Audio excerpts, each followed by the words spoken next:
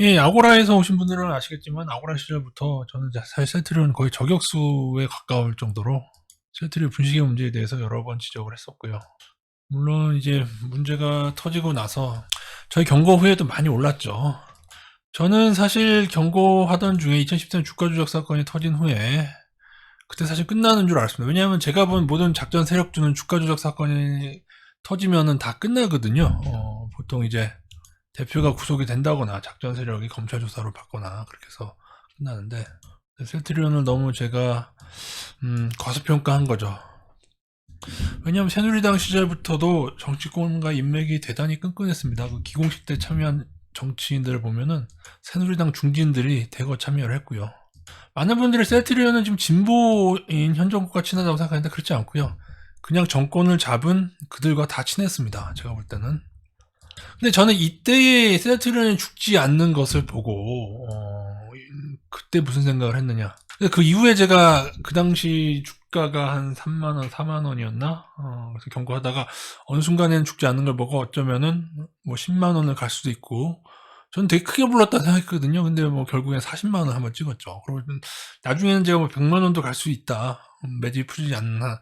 왜냐하면 이게 사실은 작전주가 중간에 가다가 삐걱삐걱 거려서 걸리는 이거를 극복한다? 그리고 분식회계 문제도 한 번도 제대로 소명이 된 적이 없습니다. 그냥 그때그때 저 문제 이후에 램시마 통과되고 어쩌고 저쩌고 하면서 넘어갔지 저 문제가 제대로 제가 볼 때는 소명이 되지도 않고 해명도 안 하고 오히려 램시마 통과 후에는 재고자산을 더 크게 잡는다고 아예 대놓고 얘기하던데요. 그 임원진 부회장인가 임원진이. 그러니까 모든 의혹의 핵심은 셀트리온이 있고 셀트리온 헬스케어가 있는데 실제로 팔리지 않은 것을 셀트리온 헬스케어에 넘기면 자회사에 넘기면서 그것을 실적으로 플러스 잡아서 상당히 PER이나 실적이 좋게끔 분식, 화장질 그게 바로 분식회계죠. 했다인데 분식을 안 한 게 아니었고 실제로 이렇게 잡은 것도 맞았고 램시마가 통과되면서 이것이 해소될 거다라고 하면서 유야무야 넘어갔던 겁니다. 그러니까 그거 자체가 웃긴 거죠. 사실은 램시마가 통과되거나 통과되지 않거나 그것이 재고자산이 나중에 팔리거나 팔지 않거나 그 당시는 분식이 맞았습니다. 그러나 제 의혹은 거기에서 끝나는 게 아니고 뭐 그 정도에서 해소가 됐다. 뭐 그 이후에 안 한다. 그러면 모르겠는데 그게 그 문제가 아니고 셀트리온 헬스케어 자본 총계는 마이너스였어요. 이게 마이너스가 쉽지 않은데 거의 자본 잠식 수준이었죠. 그래서 이것이 근데 재밌는 건 셀트리온 헬스케어가 코스닥에 상장하면 올라오면서 플러스로 바뀌게 되는데 여기서 석연치 않은 일들이 발생을 합니다. 재무제표 발표일을 한 8개월인가 늦게 하더니만 갑자기 플러스로 바뀌었는데 사실은 그 바뀐 그 시기가 제가 볼 때 램시마가 유럽에서 막 팔려서 그렇게 반영될 만한 그러한 시기가 아니에요. 그 기간이 그러기엔 기간이 너무 짧았고 그리고 이후에 이제 어느 회계사님의 글을 통해서 셀트리온에서 셀트리온 헬스케어로 넘기는 것뿐만 아니라 무엇이 존재하냐? 여기에 있는 재고자산을 떨구는 데는 셀트리온 헝가리가 존재한다. 이해가 되십니까, 여러분? 여기서 넘기는 게 문제가를 잡으니까는 해외에 유럽 쪽에 늘 다 유럽이죠. 셀트리온 헝가리로 넘겨잡았다. 이런 내용들이 셀트리온 나무위키에도 잘 정리가 돼 있는데 여기에서도 공매도 비중이 높은 것과 분식으로 추정됐는데 불구하고 PER이 높은 것 그리고 분식회계 루머에 대해서도 다루고 있고요. 심지어 여기에도 나오죠. 셀트리온 헝가리 법인의 이슈.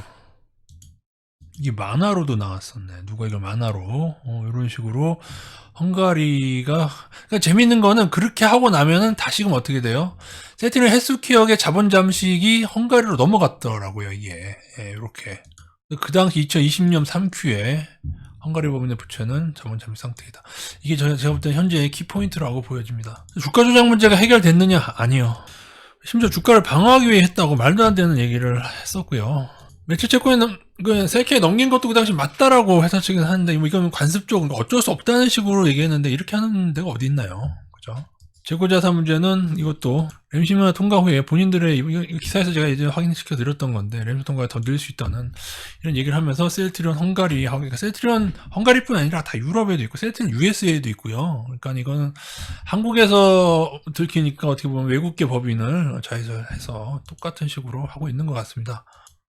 이 많은 헛소리와 유야무야 됐던 것을 그대로 넘어간 데에는 제가 볼 때는 정치권과 인맥이 대단하죠. 그리고 저도 이제 셀트리온이 이제 현 정부랑 친해지니까 이제 보수 유튜버들의 공격을 받았는데 사회 이사나 어떤 대표 임원격의 보건복지부 출신 인사와 그다음에 국정원 출신 인사를 앉히고 있다고 합니다. 여기에 대해서 문제가 많다는. 근데 이거는 현 정권의 문제가 아니었고요. 예전부터 새누리당 때부터 똑같았다고 보여집니다. 이런 얘기하면 밝혀진 건 없는데 다 루머다 하는데 2018년도에 이 문제에 대해서 현 정부에서 조사를 했었는데 첫째로 R&D 과소계상 문제가 나왔었어요. 근데 여러분 이 모든 의혹이 처음 제시가 되고 나면은 무조건 셀트리온은 무조건 부인합니다. 이것도 처음에 부인하다가 나중에 밝혀지고 나니까 인정을 했고요. 예전에 주가 조작 혐의가 처음 나왔을 때도 강력하게 부인을 했었거든요. 이거 나무위키에 나온 내용입니다. 근데 이것도 정말 그냥 어떻게 보면은 뭐라고 표현해야 됩니까? 셀트리온의 자회사가 애플투자증권이었는데 그러니까 증권사를 이용해서 주가 조작을 했어요. 더구나 박형준 사장 이 사람은 과거 시세 조정 그러니까 예전에 작전주 경험으로 전과자였다는 거죠. 시세 조작으로 전과까지 있는 사람을 증권사에 자회사 증권사에 앉혀놓고 주가 조작을 했었다. 그리고도 제대로 처벌받지 않았다. 그러니까 이거는 보통 인맥이 아니면 이렇게 될 수가 없습니다, 여러분. 그리고 제가 지난 3년여간 정부에서 이 매출제권 문제를 조사해놓고 발표하지 않는다. 유야무야 넘어갔다고 제가 비판했는데 그거를 지금 발표한다. 왜라고 생각하십니까, 여러분? 지금 뭐야? 정권 말기잖아요. 딱 정권 교체 2달 전인 지금, 2달 정도 남은 지금에 이들이 왜 이걸 발표하느냐. 제 생각에는 도저히 그냥 넘어갈 수 없는 문제들이 조사 결과 발표가 됐는데 현 정권에서는 이거를 발표하지 않고 그렇다고 해서 발표를 안 하고 넘어가면 나중에 문제가 될 것 같으니까 지금 발표해서 이게 아마 발표도 제가 볼 땐 대선 직후나 그때 하지 않을까 저는 좀 그렇게 봅니다. 아마 대선 전에 하는 것을 현 정부에서 막으려고 할 거예요. 왜냐하면 셀트리온 막 대통령 끌고 다니고 뉴스공장 출연하고 지금 진보에 있는 사람들은 셀트리온을 현 정부와 더불어 창창한 기업으로 생각하고 있는데 응? 제가 진짜 거의 7, 8년에 가깝게 목소리 높여서 신라젠과 더불어 경고하던 종목이 아니겠습니까, 여러분? 17년도에 셀트리온과 신라젠을 같이 까는 저의 글이 바꾸기 위해서는 그러니까 그때 이거 CB도 이것도 참 문제가 지금 제가 여러분에게 말씀드린 왕건이 한 절반만 얘기했어요. 이거보다도 훨씬 더 세부적으로 하면은 더 코로나 치료제도 그렇고 문제가 많은 기업인데 제가 볼 때는 그러니까는 저는 이렇게 생각합니다. 셀트리온에 대해서 많은 주주들이 공매도에 탄압받는 근데 제가 볼 때는 아주 연약한 어린 양들이 늑대에게 가서 사랑해요라고 하고 그런 것 같다고 저는 보고 있습니다. 작전주와 이런 시세 조종들은 사실 늑대들이 하는 일들이거든요. 왜냐하면 지금의 이 주가 하락의 문제는 이건 제가 볼 때 아직 멀었습니다. 분식의 정도에 따라서 제가 볼 때 아직도 멀었고 신라제는 제가 15만원 이상일 때에 적정가 5,000원을 제시하고 이후에 상장 폐지 될 가능성이 매우 높다고 의견을 제시한 종목이었고요.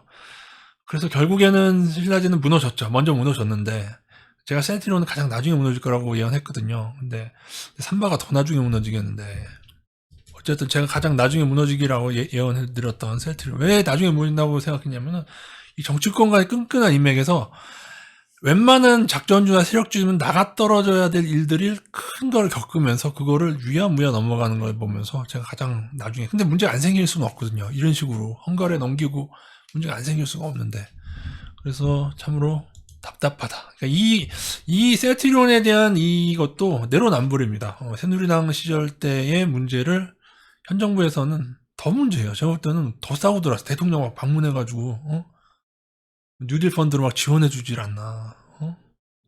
오죽이 정권 눈치 보면 이 정권 말기가 돼서 얘네들이 그동안 조사했던 문제를 지금에야 발표할까. 저는 그렇게 생각할 수밖에 없다.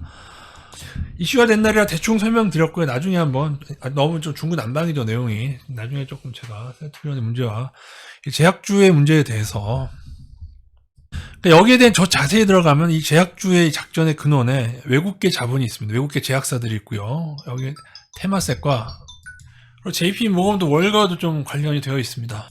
공매도 비중이 컸던 신라젠, 그리고 세트는 어떻게 될지 한번 지켜보도록 하겠습니다.